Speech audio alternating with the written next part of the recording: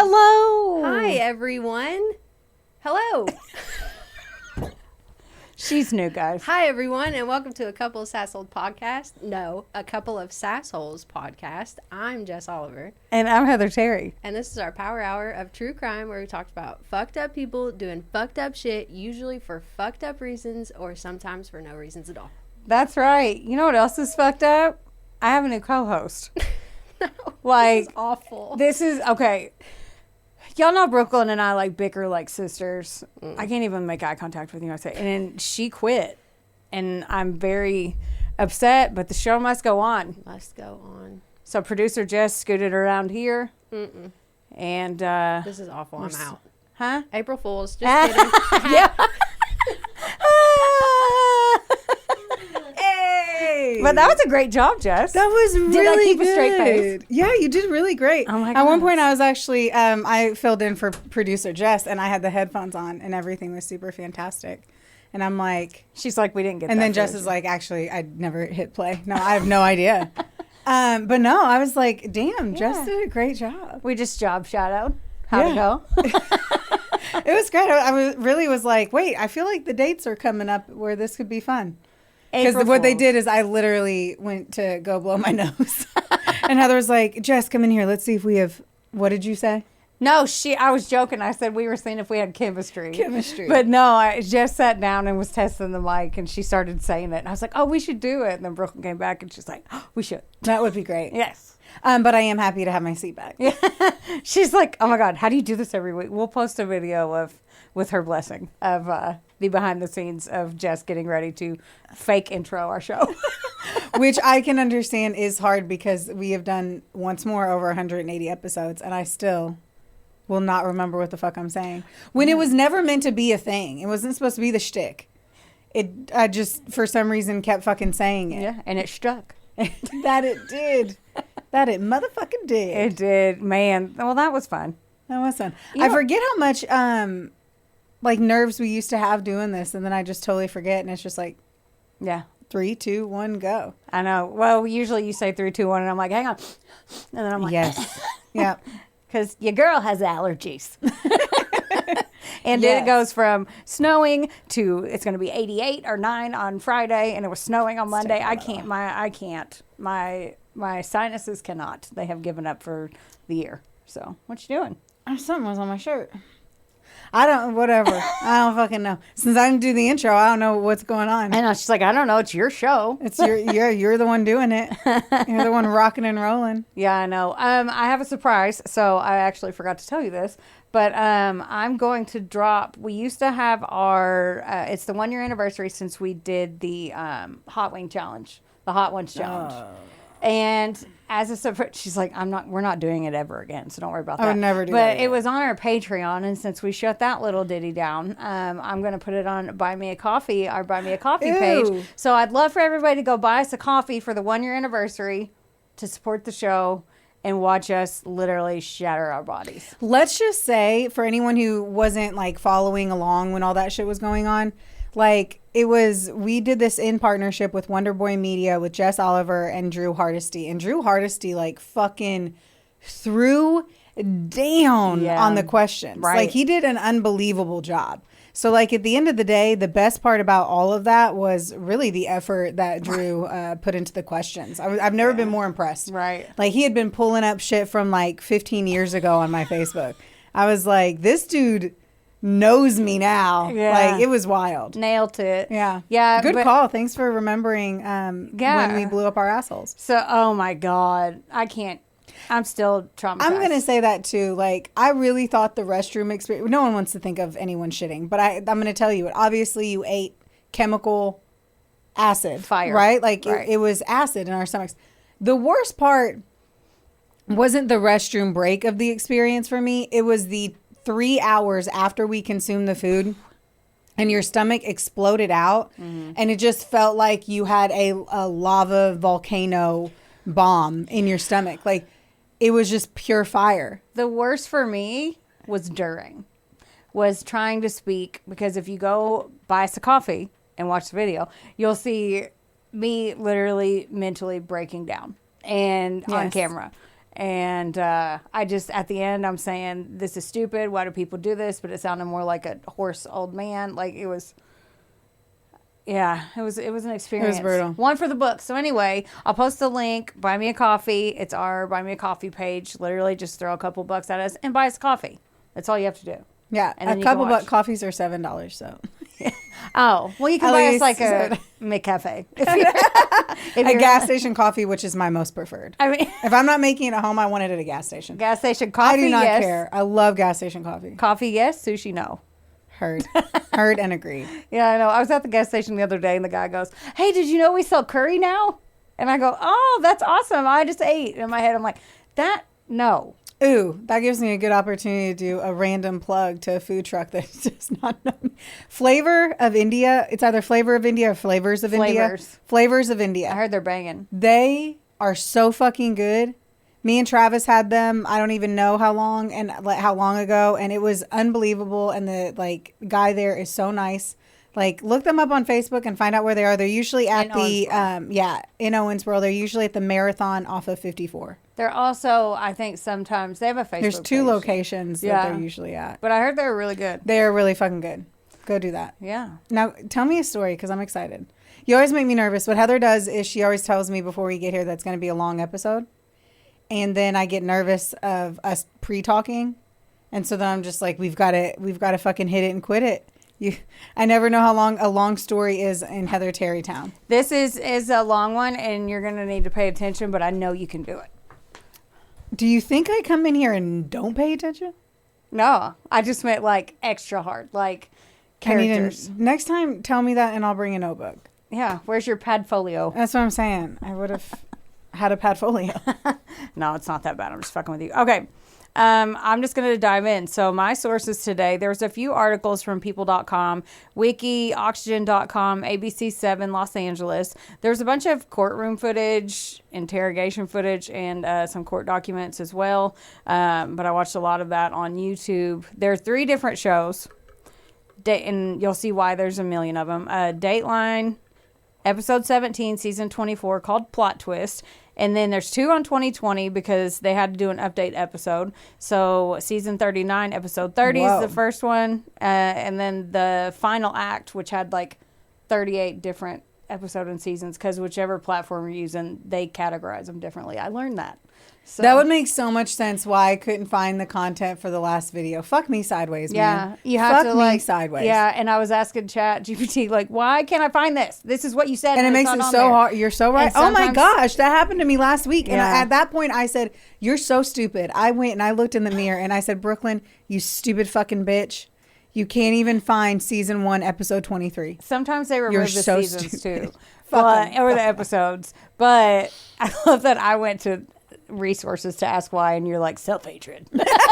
Yes, I had done all that. All of that. Oh, okay. I spent so much time that I was sick at myself for spending that much time trying to That was find it. 3 to 5 pages in the journal. I have to say, too, I'm drinking out of a water bottle that I had taken the stick. I need to say this. If you're watching this video and you notice this, because I just looked at it, I didn't goog on where the stickers were. And so there's like dog hair attached to it. You didn't put dog goog on? I usually goog on everything, and I just pulled this out of nowhere. And I'm like, it looks like I'm drinking out of the world's dirtiest water bottle, but I swear it was clean. Oh, it's fine. You I just just found need it. people to know that. You I don't found it in need- the lost and found at the bowling alley. It's I don't fine. need people to think I'm disgusting. She's like, I normally goog on.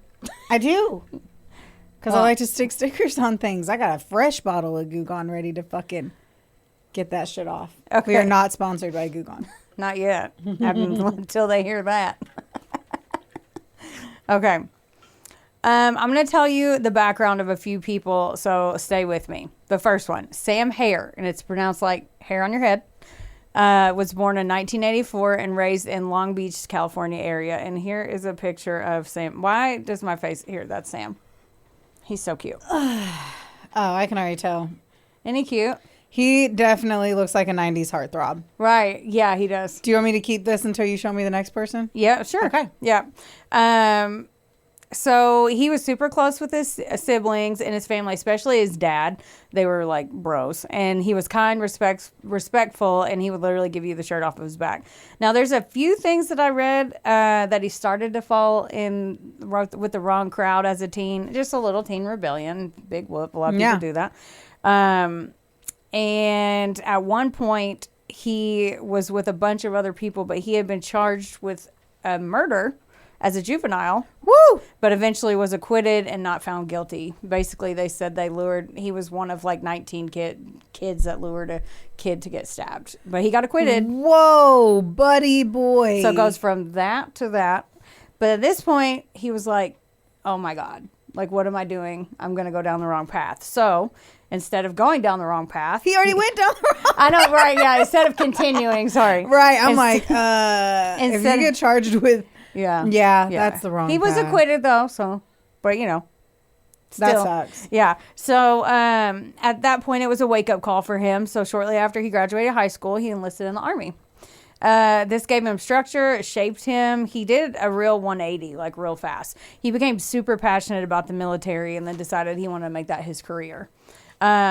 He was even deployed to Afghanistan shortly after, and he served time there during the war over there. He volunteered to go to one of the most dangerous areas, and apparently there's somebody that has to keep generators going whenever they're under attack, because it can last for minutes or hours. And he volunteered to run between enemy fire to go keep all the generators going so they could keep defending their spot. So, needless to say, he's called a war hero. He's very brave, and he's seen a lot of bad shit over there. While there, Sam's friends joked with him because everybody liked him around. He was the life of the party. But they joked and said he was a cheap ass. They were like, they would go to other countries when they had breaks and stuff, and he'd be like, he would find the cheapest room possible because he was saving every penny of his combat pay. Because when he returned, he had a nest egg of $62,000 in the bank. Nice. And he decided to go to Orange Coast Community College and get his degree so he could return to the military and advance his career further. So, oh, yeah. Yeah, very ambitious at a young age. Most of them were like, woo. And he's like, no, I'm going to stay in this $2 hostel because I need that money for school. Like, yeah. He, sadly, like a lot of veterans, suffered from PTSD and had a lot of night terrors. While in college, he was there when he met Julie Kibuishi. Kibuishi. That's how you say it. She's of Chinese descent. Really? I wouldn't have guessed. I know, right? And this is a photo of Julie. She's so cute. She was Tell Will to stop texting you. That's Julie, and she was born and raised in Orange County in 1987. Her family were Chinese American citizens. They were super close, loving, and they showed like a bunch of videos of them when they were younger. It was so cute. I should say, was it so cute? I should say super more. It was like super cute. Super like cute. So cute. I really wrote, I should say super more because I didn't want to change the wording. I just kept going. Julie was a free spirit. She was a wonderful dancer, super creative, and they said that she had a zest for life. Her mom said that you would know when she was home because she was always laughing, singing, dancing, and being goofy, as she put it. Julie, she looks like she was a good time. She was like not like a good time, but she looks like she'd be like that funny, goofy ass friend. Yeah, and she was. Yeah, she was a good time, but she was also very driven. She was 23 years old, living at home, and had dreams of becoming a fashion designer, which is what she was going to school for when she met Sam Herr. Now, the timeline's a little but Sam was around 26 years old now. So in that photo you showed me, sorry, around what age was he in that photo? Like early 20s. Okay, because he looked like 19, 20. Yeah. That's what. Okay. Yeah. And he looked like he still had angst on him at that point. So I was trying to understand. Yeah. That didn't feel like he didn't post-war Sam. You know what I'm saying? Yeah, for sure. So 26-year-old Sam was struggling in his anthropology class. So he met Julie, and Julie offered to tutor him, and he got an A, by the way. They became really good friends, and only friends, like platonic friends. Their they had met each other's families. They were like, his dad was like, "Is that her?" He's like, "No, she's like my kid's sister." And her mom was like, "He's a nice boy." And she's like, "No, I'm dating somebody else. Like, that's my big brother." Like, they had strictly that. And he watched out for her like a big brother as well. So besides that, there's a couple things that I read that Julie had been dating a military man overseas, and they had plans to meet up when he came back, and Sam was supportive of that, whatever. They hung out a lot at his apartment in Orange County at what was called the Camden Martinique apartment complex. Now, this was like, it was pretty big, and it was nice, and it was filled with people around the college age. They were in college or pursuing things, like all in their 20s. Yeah. Think parties by the pool, Taco Tuesdays. Everybody knew everybody. Like, one of the guys was like, it was like Melrose Place. Melrose Place. Remember that? I was more of a 90210 girl, but I did. I was 100% a 90210 girl. Yeah. And then Melrose, I felt like was too old. 90210 was high school when I was like in middle school. Right. So I felt like I could relate. The having your apartment and job thing at Melrose Place, I couldn't vibe. I was too young. Look at me being too young. Oh, man. I was too young. What a fresh time. Right. This is where Sam met a couple named Daniel Wozniak and Rachel Buffett. And there's a picture of them. I don't like them. Here's another picture of them partying. I don't like them. You don't like them? No. I don't like them. Okay. Something about them I do not like. She said, I don't like them. No. Okay. So maybe her, not him. Or maybe it's the light. I don't know. I'm getting a vibe. So Rachel Buffett was born in 1987 and raised in the Long Beach area. Now, I'm saying all this like I have any geographical idea where it is in California, but I'm assuming it's all in Orange County, like in that region. They were both aspiring actors and had some notoriety in the local community theater scene, especially Danny. Danny was loud and boisterous and a pretty likable guy. He was fun to be around, but he was like extremely committed to his acting. Okay, that makes some sense. Maybe in the photos they were like, if they're actors, like the vibe in their photos. It was bizarre. But I also want to say too, I just finished an audiobook that was about a true crime podcast, and they were like talking about media and how they only put photos of like people who look bad. Like where you look sinister out there. And so I'm like, all right, if they're actors and they're like being drunk, maybe that's their vibe, but they do have a vibe. Yeah, it's definitely a vibe for sure. But now I'm like, oh, they're actors, so they're likely narcissists. Yeah, but Danny got cast quite a bit because he was so committed and he was pretty decent. Rachel, on the other hand, was more quiet off stage. One of the guys that got interviewed said that she was kind of quiet, but it made people think she was kind of bitchy. It's just her face too. And she had like a resting bitch face, kind of. You know, she has that. Yeah. He was like, so I mean, at least Danny was fun. Like they were like Daniel was fun, but she kind of was quiet. But quiet people aren't always shitty. It just they thought that because everybody in the theater crowd was loud, I guess. And they were known though as the acting power couple. That's where they actually met. Rachel was also waiting for her big break, but she only got as far as being cast as Princess Ariel in Alice in Wonderland at Disneyland up to this point. So her petite and princess demeanor, they called her like the theater princess. They both had, I already said that. They were actually engaged and they were planning their upcoming wedding.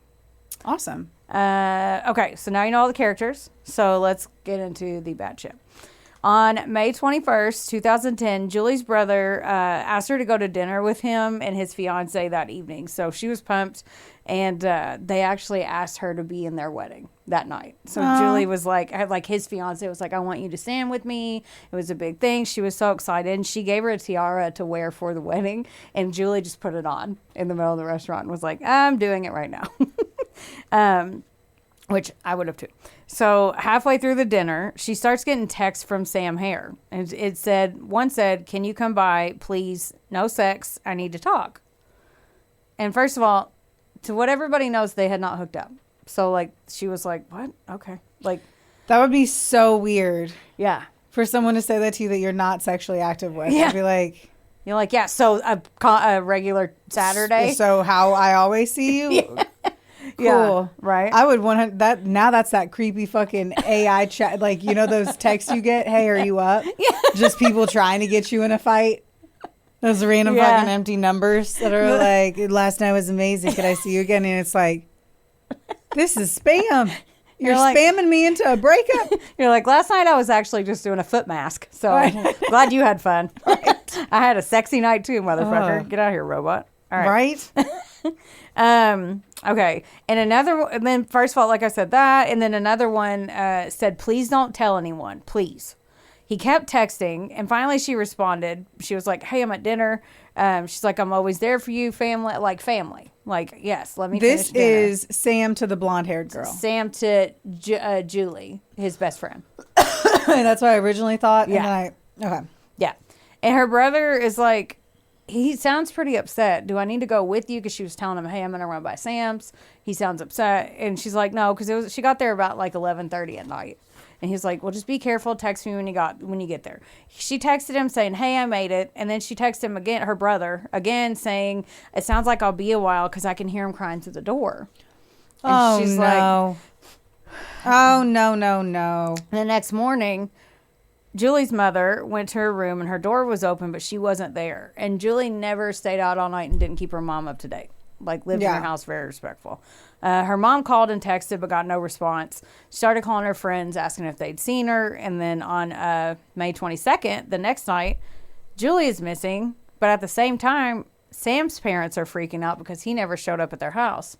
He was supposed to come visit them for the weekend, and he never made it, and his phone was off, which he never turned his phone off. That's never like, we always say that. We're like, no one ever shuts their phone. Yes, people stopped turning off phones in 2004. Right. Like, we used to shut off our phone to conserve battery or some shit in 2004. Still call me until after 9 p.m. Yes. No one is shutting off phones. Right. No one's doing that. And this was 2010, yeah. So his dad was like, that's weird. Right? Yeah. So Sam and his dad were super close, like I said. So he's like, fuck, I'm going to check on him. Like, it's been all day. This is bizarre. He used a spare key to Sam's apartment, and he went in. So everything looked normal. And then he walked in the bedroom, and he saw a body with a ton of blood.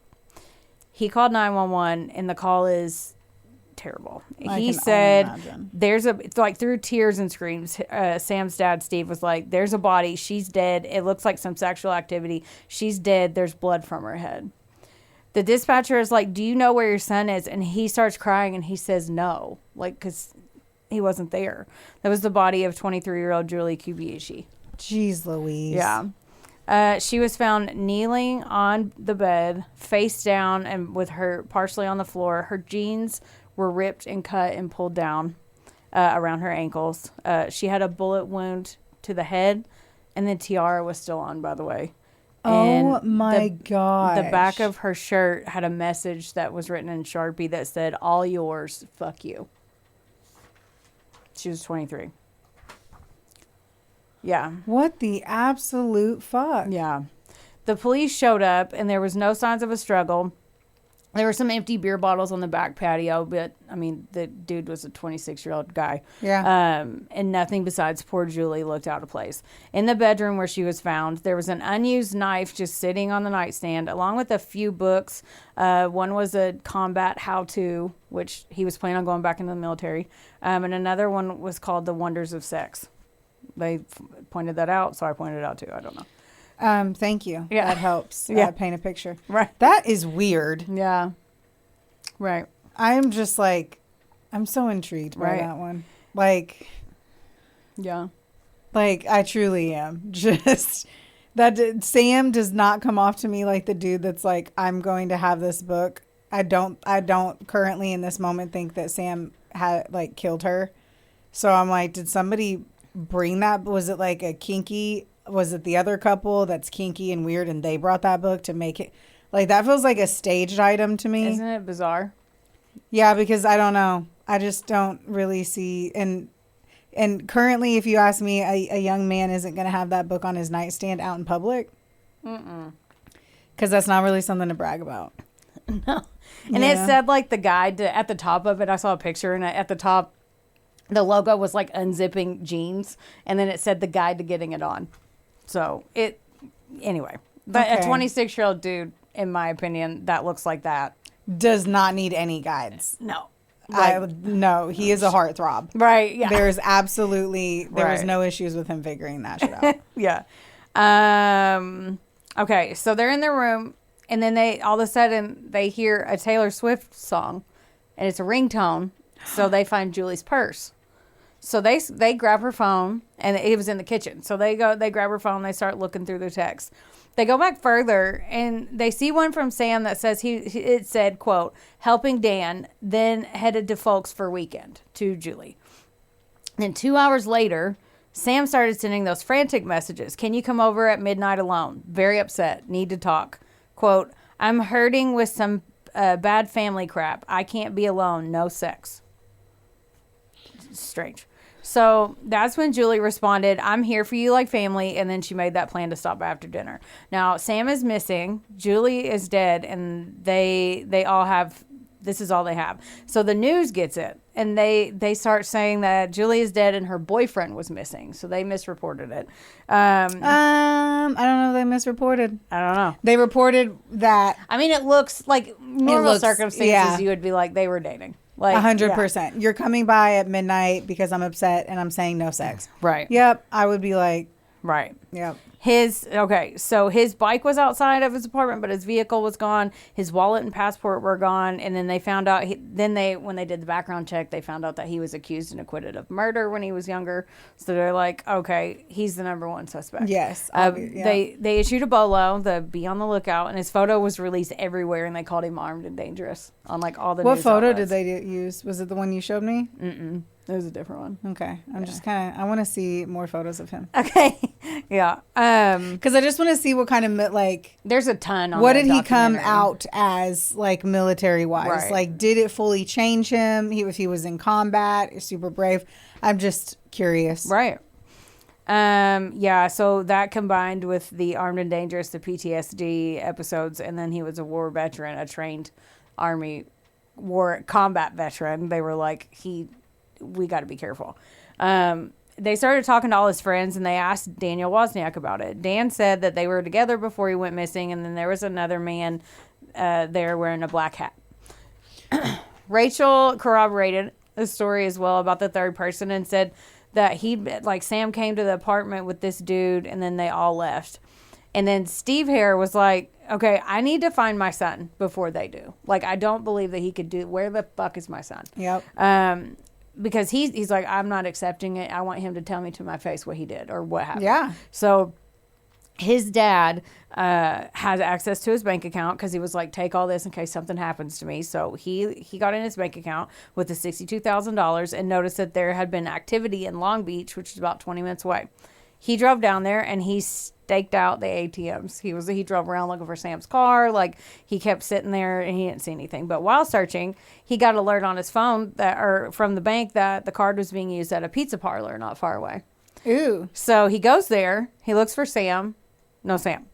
The police are watching the bank account at the same time. They don't know his dad's on this hunt. So Good for the dad being able to access his bank accounts at that age. right. Like, Yeah, Sam was smart with that stuff. Like it sounded like from what I read to me, besides all of this stuff, that he had turned his life. I mean, I'm just saying, like, to have access to his bank accounts. Like, and I think maybe because of his age, it makes no sense that his dad would be able to see his bank account and that he Right. would get alerts. Yeah. But he also wasn't in a committed relationship. Like our family, Travis had access to Jay's bank. Now he's engaged, about to get married. Now he's off the bank. Yeah. You know, right. so maybe they just never got him off the bank, even Yeah. though he wasn't managing or touching the money. Yeah. I'm just surprised that I was able to see it, is what I'm saying. I think, well, they said that Sam gave him all his passwords to everything in case anything happened to him in combat. So it was all, he already had it. Like, he was like, keep all this in case anything happens to me so you can take care of my shit. Pretty much. Okay. There we go. Okay, so when the police were also watching the bank activity, and then 4 times in 2 different locations, they pulled footage, and there was a photo of somebody, not Sam, but a teenage boy in a hat, making these ATM withdrawals. They go to the pizza place. They got the address of where the pizza was delivered. The police do. And then they went in like guns a-blazing to this house. SWAT team, they had helicopters. They were in full tactical. And they beat on the door like, where the hell is Sam? They knock on the door. 17-year-old Wesley opens the door. And they were like, get on the ground. And he was like, what? Like, he just opens the door and there's people with guns in his face. Yeah, but if he's using a credit card that's not his name and he's going to ATMs, he knows something's going on. He should not be shocked. Right. So they dragged the boy and his mom outside at gunpoint and they searched the house. No, the only sign of Sam Herr was his debit card in Wes's room. They were like, how did you get this? Because at first he denied it. And they're like, where did you get this? You and fucking idiot. How do you deny it? he said, he was like, I don't know. I mean, yeah. And then he said, Daniel Wozniak gave it to me and asked me to help. Daniel was his acting mentor. So when he came to him to help his friend Sam out, Wesley was like, sure, he's 17. He said Dan came to him with a bunch of legal paperwork saying that they needed to help Sam out. Basically, he said that Sam had borrowed a bunch of money from a bail bondsman and he needed to commit fraud to get the money back and pay this bondsman off. That is the dumbest thing I've ever heard in my life. Right. That is like me saying I'm in the CIA. And you know what? No, there's no fake CIA people in this story, but I need to commit fraud to get my bond money back. That is the absolute dumbest shit I've ever heard. Yeah. Of course, a 17-year-old's stupid and would believe that, but I'm just like, what the fuck? How old's Wozniak at this time? He's around mid-20s as well. Okay. They're all around the same age. I'm just like, all right, he's 10 years older. He would think Wozniak's real cool, too. Yeah. Okay. I mean, he was a theater. He He was his mentor, but I was just curious. Like, we're talking almost a 10-year age gap. Yeah. So, Yeah. of course, he's like, sure, whatever you say. He wouldn't lead me astray. Yeah. Okay, then now I'm like, he probably shouldn't be that scared. Or he should be totally scared that the fucking Right. SWAT team brings it to his door. I'm like, he's over here using a stolen credit card. He shouldn't be shocked. I know. Dude's being chased with a bolo out, and he's just over here swiping. Like, he just got a pizza. He said that, but he asked Daniel whenever he was showing him all this. He's like, "Isn't this illegal?" And Daniel's like, "Oh no, this." And he was like, "Oh, I trust you then." Like the kid was just really. I just naive. also have to say, like, dude, it's 2010. You have Google, bro. You have fucking Google. Anytime you do something that fucking dumb, if you don't know, it's called Google. Now it's called ChatGPT. Fucking Claude. Whatever the fuck you want to do. Right. Look, always look it up first. Because there are way too many stupid people out there to be listening to fucking anybody. Right. That's very true. Including me. Wonderboy Media is not only the proud producer of this glorious magic imploring your ear holes right now, but they're also a big deal. Get in touch with them today to make all of your dreams a freaking reality. From using their bangin' ass podcast studio, Where we are right now, to creating amazing videos and editing our content like the mystical mavericks they are. your podcast can go further when you have a Wonder Boy. Hit up Drew today at WBOYmedia.com. Or text him day or night at 270. Just kidding. Does your face look like a mugshot lately?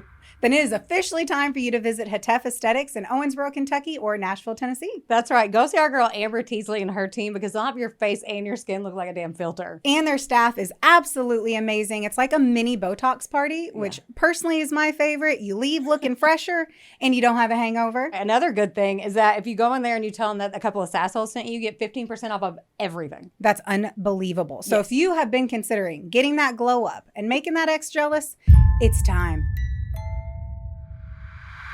So, this Wesley kid said that he was supposed to continue drawing money from the ATMs so Sam could report those charges fraudulent and get the money back. By the way, Sam's daily limit on his bank was only $400. Like he could only take that much out, which is why they had to keep trying. Dan drove Wesley to the ATM, and when he came back to the car, he goes, "What took you so long?" And he goes, "Dude, I'm 17." He said, "I've never used an ATM before." So the first time this kid, he was pretty sheltered, ever used an ATM was to steal money, and then he had SWAT team guns in his face. Poor kid, man. Yeah. His mom is going to be like so fucking livid. And she has to sit there that night fucking in her bedroom staring at the wall just thinking, he's about to be a legal adult. And I have raised him to be a fucking idiot. And he's not even an idiot. He's just ignorant. Ignorant, idiot. It can all hold hands and walk down the street together, really. This Wesley kid was in a bunch of the interviews, and he was like, I was a kid. I was stupid. This guy that I looked up to said, And he literally is like, I was dumb. I was a dumb kid. He's like, why would I order a pizza if I thought I was going to get in trouble? Like, he was like, Right. He literally is like, I was a kid. This was stupid. Like, This is making me want pizza. Yeah, me too. I think I'm going to go pick some up. Okay, so make sure you use your credit card. Yes. Okay, so where was I at? Okay, the cops are like, okay, we're going to pretend like we don't know all this yet. So they play it cool, and they call Dan. And they're like, hey, can you come in and talk to us real quick? And he's like, I'm busy. I'm actually at my bachelor party. Because homeboy was getting married the next weekend. So they hunt Daniel down at his freaking bachelor party in a restaurant with like 10 or 20 police officers storming there, and his face drops, and they arrest him for suspicion of identity theft and credit card fraud at his bachelor party in front of everyone whilst he was wearing a Hawaiian shirt, by the way. Tasty. It looks awful. This is a very delicious steak. Yeah. Carry on. Yes. Okay. Continue to feed me this news. So at the station, Dan's like, okay, screw this. I'm not covering for Sam anymore. I'm not doing it. As long as I can make it to my wedding, I will tell you anything. And keep in mind, he's been drinking, but still. Okay. So. Oh shit. So he is buzzed. He's a buzzy bear. But he's also a trained actor. Arrested, trained actor. This is delightful. Okay, carry on. I mean, no, murder's terrible, but this story is It's intriguing. not. It's one you've never heard. Yes. Okay. So, and like I said, keep in mind he's a trained actor. I am begging you to watch the interrogations. Oh, I will beg. And like I watched them like 22 times. No joke. I was like, remind me. I'll text you and be like, tell me what it is to actually locate them. yes, look, just type in on YouTube Daniel Wozniak interrogations, Okay. and they will all come up. Okay, I'm gonna pause that though. Let me pause. Yes, You said that. So you watched him. Did he seem drunk at all to you or no? Mm-mm. Just out of curiosity. Okay. yeah. They said he was taking sake shots and all this, but I mean, what's a sake shot? I'm just saying. And water break. water break. I know. Okay. I told you my allergies, bruh. Okay, let me pause real quick, and I want to spill some more tea on Dan and Rachel. So, Dan and Rachel both had on and off part-time jobs, but mainly unemployed. Besides Rachel's Disneyland stuff and community theater, that definitely didn't pay the bills. Understood. Dan was called by multiple people lazy outside of the theater, and he had a hard time keeping jobs or getting them. He put all his eggs in the acting basket, and that was not panning out. One of his co-stars was on there. She was like, "We do theater to make friends and express ourselves, not to pay our rent." Like that. She's like, Right. we don't. That it's just for fun. Like she basically said that. This is a hobby. Yeah. They were 2 months behind on rent, and their wedding was not cheap. I mean, even a cheap wedding is expensive as fuck.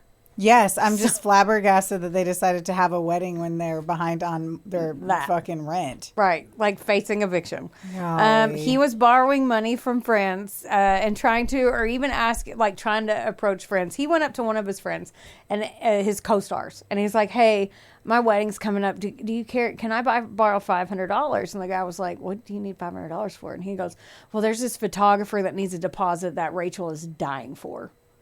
And he's like, in like hindsight, I'm like, "Why didn't you use that to pay your rent, you fucking idiot?" I can't even. Yeah. You know how Oh, irresponsible choices piss me off. Oh, I know. I was like, I have to remember that little nugget today when I was listening That to is Jim. so stupid. So, okay, he was asking people, even strangers, to pay for his wedding and his honeymoon. He was at a party. There was a jazz singer there that apparently had money. This guy overheard him whining about his money problems, which he always did, apparently often, instead of That must doing be something fun. about it. Yeah, it's like, why did he get invited? This guy loaned him several $1,000s and was like, just pay me back. And some say that he was trying to impress Rachel, but like he was kind of dating above a station.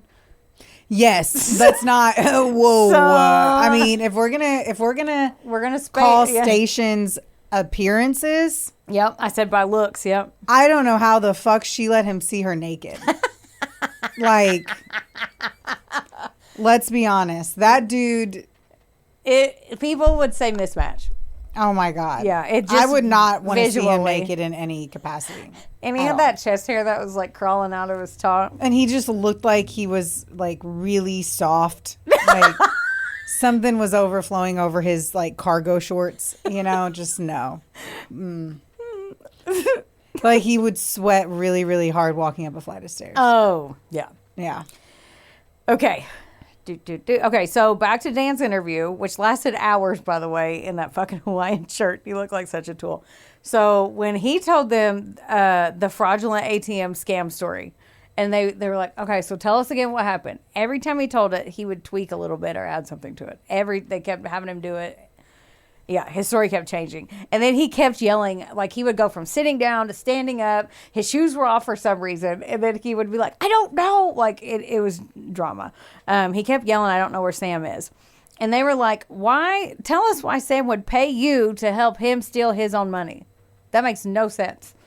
Because he kept saying like, he's going to cut me in 16 grand if I help him do this. And they're like, what? Like, that doesn't make sense. It never made sense. Like, another thing, Yeah. Google, does this make sense? And then ask the internet. Because they would have said, no, that doesn't make sense. Right. At all. Okay. You stupid cunt. Oh, my God. I love when I get I fired hate up. when people decide to do crazy things like murder people. And you think because of their actions that they created a plan. Mm-hmm. And their plan is so fucking dumb that if you took 2 seconds to just literally think on it. Right. Like quietly think on it. You'd be like, well, shit fire. That doesn't make any fucking sense. Yeah. Yeah. Okay. So let me give you... That's kind of you're right. That face is the same face that the detectives were making in the 2020 episode when they were talking about it. They were like, none of this made sense. No. Like they were like, hard no. Yeah. So, okay, here's Dan's timeline. Dan acted in a play that night. This is what he tells them his timeline is.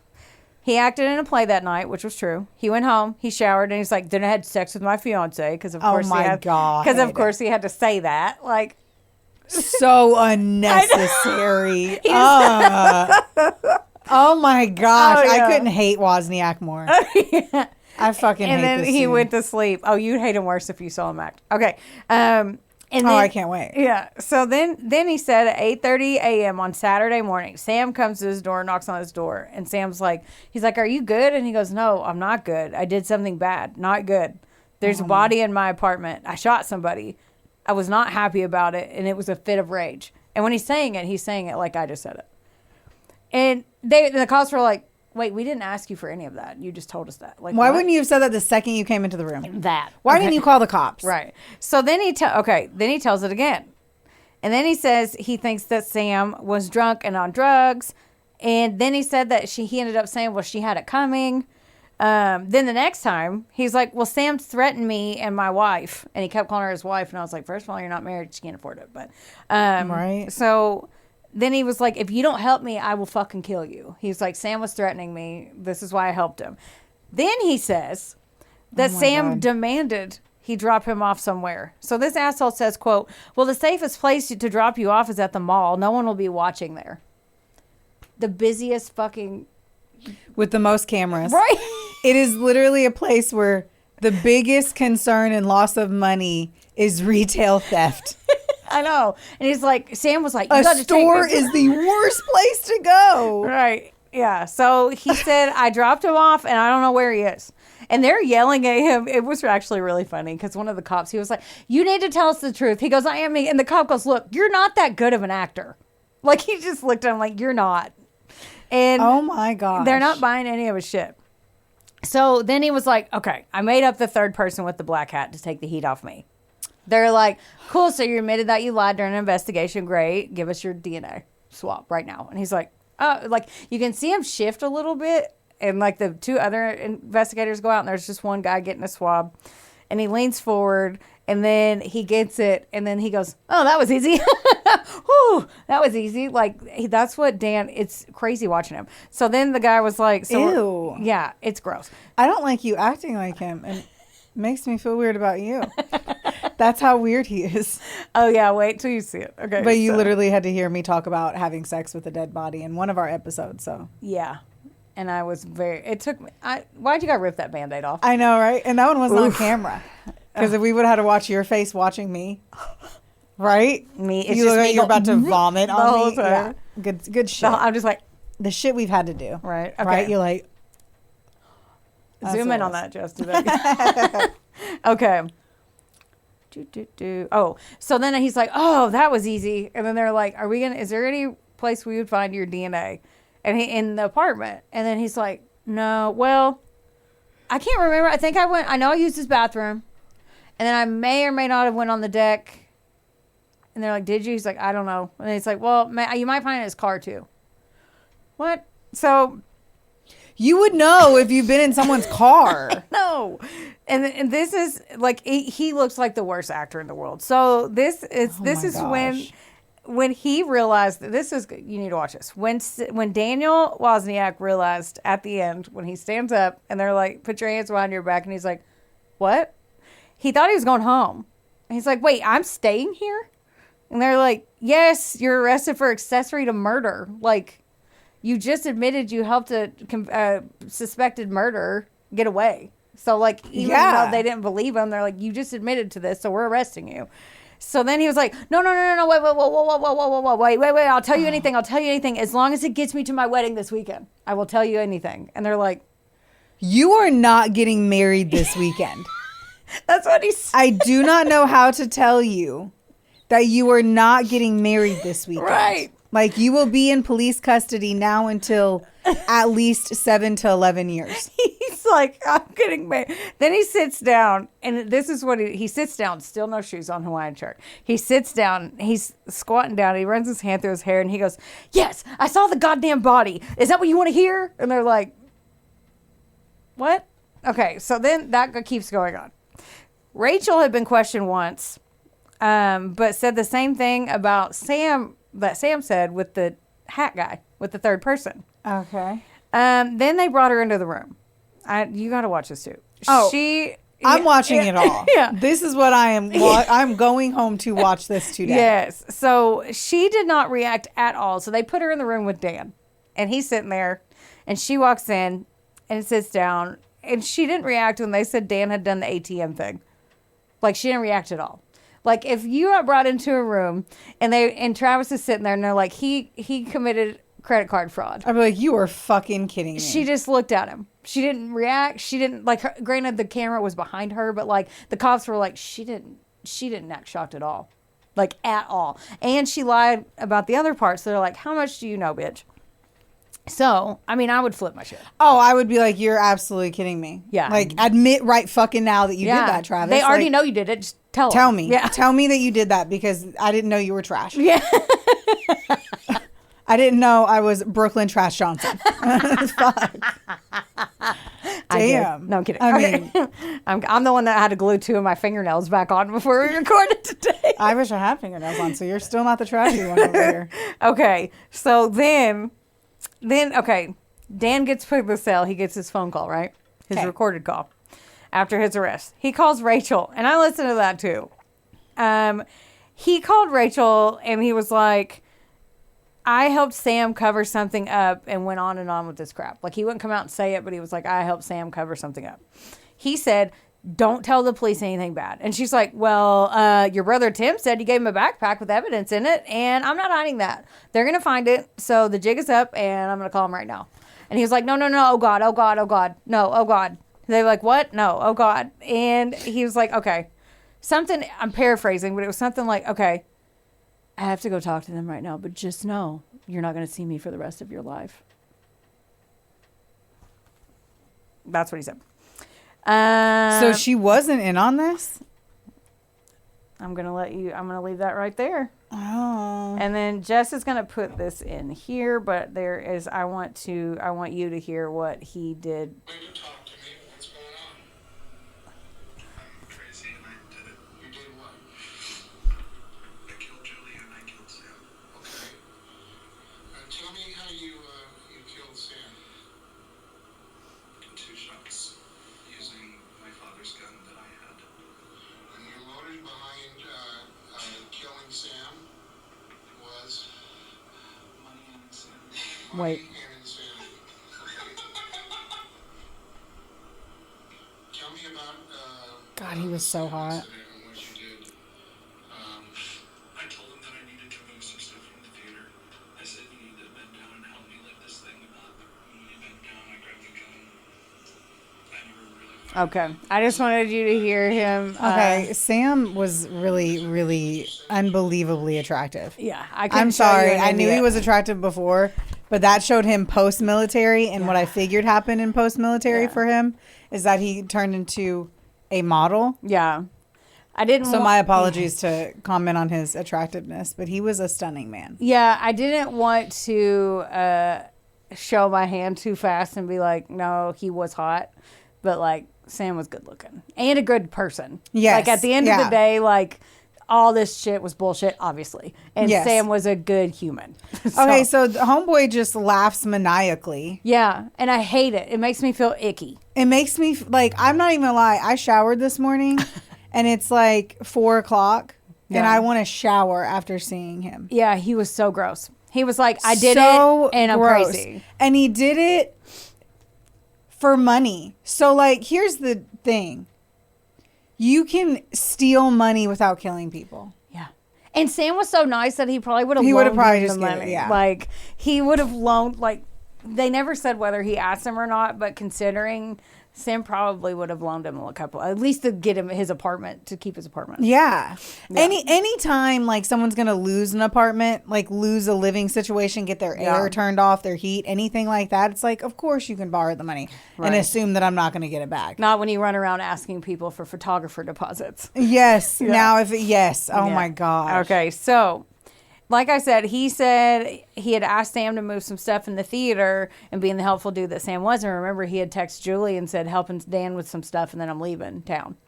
That's what he never made it. When he bent down, Daniel shot Sam, and Sam was literally such a badass that he stood up and goes, "Oh my God, I got electrocuted!" Like he didn't even realize he got shot because he didn't go down the first time, and then he looked down and saw it and looked at, and Sam shot him again. I mean, Daniel shot Sam again. I'm also blown away that he chose, like, obviously planned to do it, but for him to use his father's gun, which means his father would have been the one accused of murder. Right. That is on, like, there's 8 million levels of fucked uppery in this. Right. But to then, like, that is like you having a knife that says Heather Terry, and it's a special knife, and I know you have it, and then I kill someone with it. Right. Like, I'm literally basically trying to then pin it on you. Right. Mm-hmm. He was pointing the finger at everyone else. Okay, so it gets more fucked up, not sadly. really. Like, So, okay, he left his body there. Daniel went home. He performed in a play fucking downstairs underneath the attic where he shot his friend that night. And but like he was above his head, then he went back. So he went back the next day to dismember him. He left his torso in the attic and scattered his body parts around the nearby park. He said that he took Sam's phone, and you know all those weird texts that Julie was getting? Daniel was doing them on breaks during his play. So like he was leaving the stage. you have got to be fucking kidding me. Leaving the stage and texting Julie from Sam's phone. And they said he had an amazing performance that night. Everybody was like, he was normal. He didn't even flinch like that night. He was acting, no one said he acted weird at all. What a fucking insane human being. Yeah. Okay, so then when he was the one that answered the door when Julie showed up. So he must have been the one she heard crying or whatever. But he answered the door and he was like, hey, Sam's in the bedroom. And when she went back in there to talk to Sam, who she thought, because she knew Daniel, because they were mutual friends. Yeah. So she went back there and she's like, Sam. And then he shot her in the back of the head and staged it when she was back there. Thank goodness. I hate to say thank goodness. She wasn't raped, brutally raped. And, Right, but it looked like it. Yes. But I'm just Yeah. saying, at the end of the day, look versus Right. the fact that she went to walk into a room and walk, like her last memory on our earth was walking down a hallway Yeah. versus everything else it could have been. Right. So when she went in there, he shot her in the head with the gun he'd stolen from his dad. And For what, And he though? staged the crime scene to make it look like there was a love triangle gone wrong, that Julie had chosen her boyfriend over Sam and he lost it. Like she had chosen another man. Yeah. So basically, he did all this to pay for his fucking wedding and honeymoon, and then Julie got caught up in the crossfire. I was like, did he steal anything from Julie? Like, He just wanted to pin it on Sam. that's insane. Sam could have just gone missing. He went out of town for the weekend. Yep. And what did he get from Sam? He found out, or he had found out earlier how much Sam had in the bank for some reason, and then he came up with a plan. So while waiting for trial, shortly after his confession, he tried and failed to take his own life. The trial was dragged on for fucking ever. Like, Dan's lawyer kept submitting paperwork and delays. So pause on that. Pause on his trial, because it got delayed for a long time. This backfired, though, all the delays, because it gave police enough time to get the backpack recovered from Tim Wozniak, and it had Sam's bloody clothes and the stolen gun in it. Now, Tim was like, I didn't know what was in there. Okay, Beck, I love you, but if you hand me a bag, and you're like, don't look in here, but hold this for me, I'm looking. Would you look if I told you not to look? If I thought it was a part of, I don't know. Yeah. I would Google. I would Google what legally I could do if you said, hey, I'm going to, like, can you, I don't know. If you wanted me to hold something, I don't know that I would give 2 fucks enough. I'd be like, yeah, whatever. And I'd leave it in my car in the bag. And I would never think of it again until you were like, hey, can I get my backpack back? I'd be like, oh, yeah, it's in the back.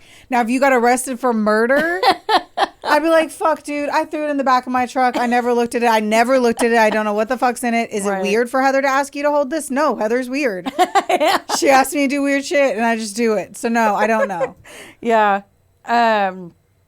Okay, so Tim's like, I didn't know it was in it, but either way, in January of 2012, he was arrested in January of 2012 and made bail. And then finally in December of 2016, he pled guilty. He spent 10 days in jail, mandatory anger management classes, and 3 years of informal probation. Tim? Yes. So that's what he did to his brother? Yeah. That's what he did to his brother? Yeah. Cool. Yeah. What a good brother. Right. Motherfucker. Yeah. I'm annoyed by that dude had to, like... Yeah. Because he really might not have known. He really, if he's like, I don't know what was in it. Yeah. I don't think that they thought he did if he only got that. That's the other thing I'd have to say, though, too. I agree. But I'm like, if you have, like, to be honest with you, if I had a murder weapon, I could hide it in your guest bedroom closet and you wouldn't see it. That's true. Right? Yeah. That's true. Like, I could hide it in your house without you knowing that it was literally get in my house. Yes. I could do it while I'm there at your house and just like be like, oh, whatever, and walk in there. Oh, so whatever, yeah. I'm just saying, like, you could hide, right? Like, and then you wouldn't. That's true. Have gotten involved, and then yada yada yadas. That's true. Whatever. Okay, so what about Rachel Buffett? 2 years went by, and in November of 2012, she was charged with 3 felony counts of accessory after the fact. Initially, her bail was $1 million, but it got reduced to $50,000, and she made bail a few weeks later. That is a big drop. In the meantime, this case was all over the news, like everywhere. She even went on Dr. Phil, so please Google that. Because it's a fucking shit show. But I'm pretty sure I got some of my clips mixed up, and it was like midnight last night. But I think that Steve was on there, like Steve Herr was on there with her. Like, and she was like, well, I didn't know about it. And he was like, how did you not know that your fiance that you were going to marry pulled this off? You lied for him. And then he was texting on my son's phone, not his phone. Like, it was a different phone. He's like, and you didn't know anything about it. I don't know. He pretty much called her out on TV or in one of the interviews. I'm sure her attorney loved her doing that. Mm-hmm. Talk about wanting attention. And her interviews, she's off-putting. I was going to say, I say that, and then I'm like, we've seen so many just between books and stories, like news stories. I'm like, people don't know how to react in certain things, and they're awkward. It's hard not to not like her. When she's like, I'm just out of, basically she says without saying it, I'm out of fucks to give, and this is where I'm at, and I didn't do anything, and you're just going to have to deal with it. Basically, is her attitude, which I get, but on the flip side, she lied for him, so she had to know something was up. Like, she lied at the beginning, saying that there was another person there. Oh, yeah. And then was like, Yeah, if I was like, can you say that there was a dude there with a black hat? I'd be like, probably not. yeah. Probably fucking not. Yeah. Like, we need to create a bigger story. Right. That mixed with her reaction to her finding all this out, she didn't even flinch. Yeah. Like, twice. Like, she didn't even, Or she knew she was marrying a douche canoe. The other thing is, it's like, why would you marry a guy like that? And then he also had no money and was lazy. Yeah, I don't know. Fuckers, man. But anyway, watch the Dr. Phil one too. Add that to your list. So I said, I personally think that and I already just said that. I personally think that there's no way she didn't know about this. I agree. Finally, and some speculate that she came up with the whole plan and he was doing it to keep her. There's a lot of theories out there. Some people think that she came up with this and he carried it out just to try to keep her. But okay, so finally on November 8th, 2018, this all happened in 2010, by the way. In 2018, Rachel was found guilty of 2 counts and got 32 months in county jail. She was released early on good behavior and time served, so she got out in 2019. And she still claimed her innocence. Wow. Yeah. Was she in jail for the whole time? No, like she made bail and then she went to jail in November or 2018 and got out the next year. That's unbelievable. That is unfucking believable. Uh-huh. Oh my God, I hate when white women get away with shit as a Right. white woman. Right. I am so fucking annoyed by that. Yeah. That is nothing. Yeah. That is fucking Everyone nothing. is they're pissed. Like, yeah. That reaction Oh my is gosh. what everybody else thought That's too. so unfucking. That is so unbelievable. Yeah.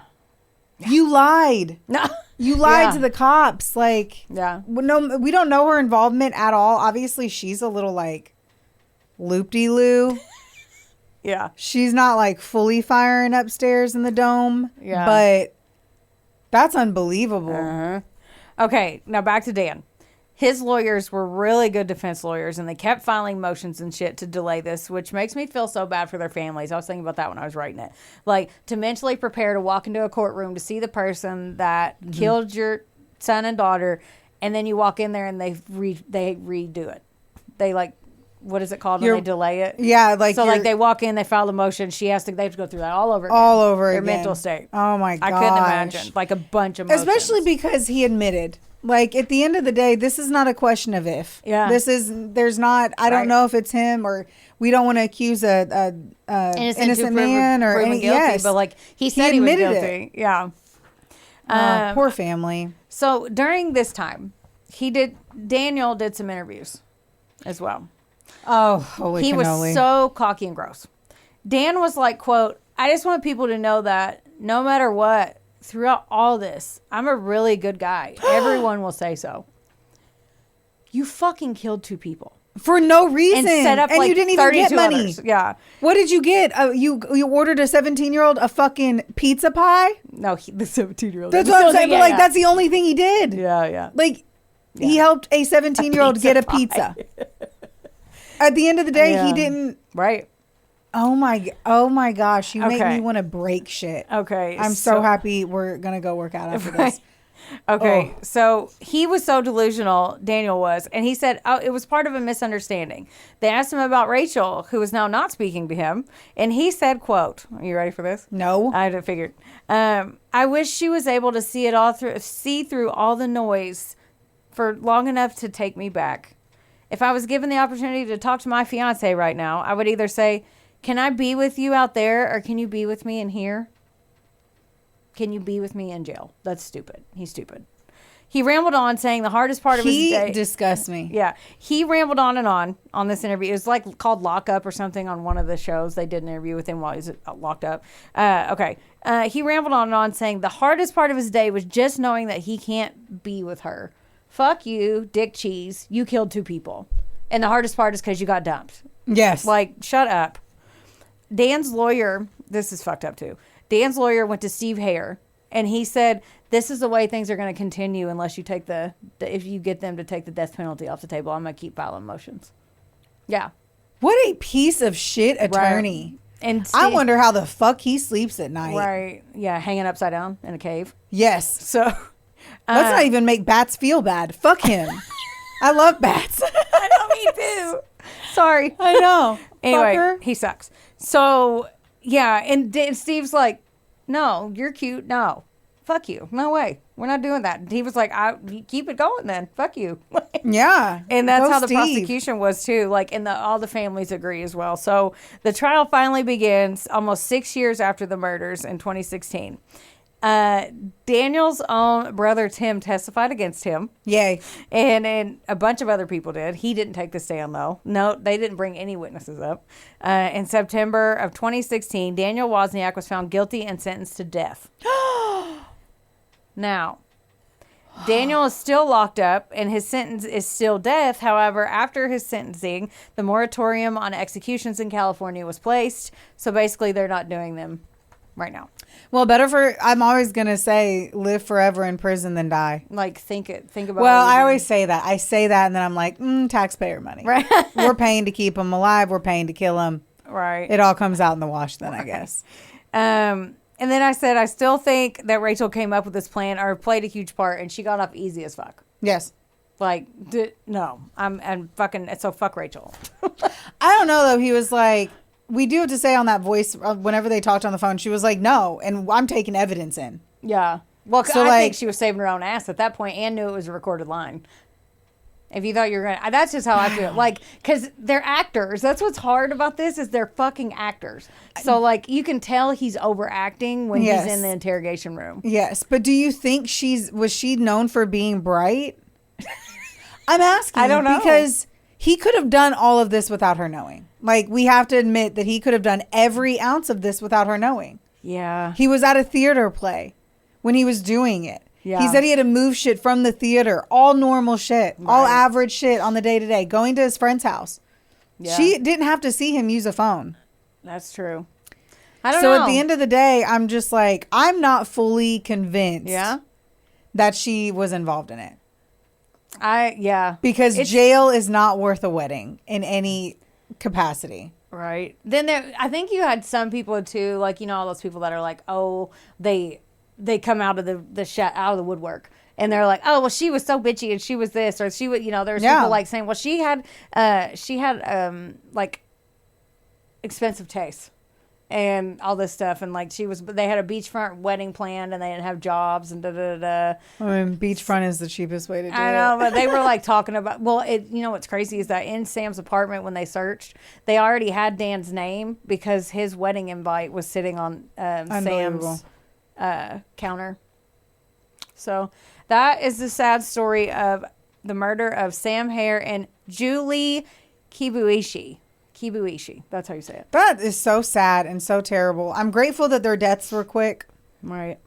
That's the only thing you can fucking say. You know what's sad too is that Steve. What's sad, Heather? You know, what's what sad else? in this big fucking 13 pile of sad paperwork you just What threw else? at us? I know. Well, the one last thing is that Steve Herr was on a bunch of interviews, Sam's dad, and he said that they couldn't find his hand, and he said, I never thought that when I got to hold my son for the first time, that on his actual birthday, he was praying that they would find his dead son's hand in the park.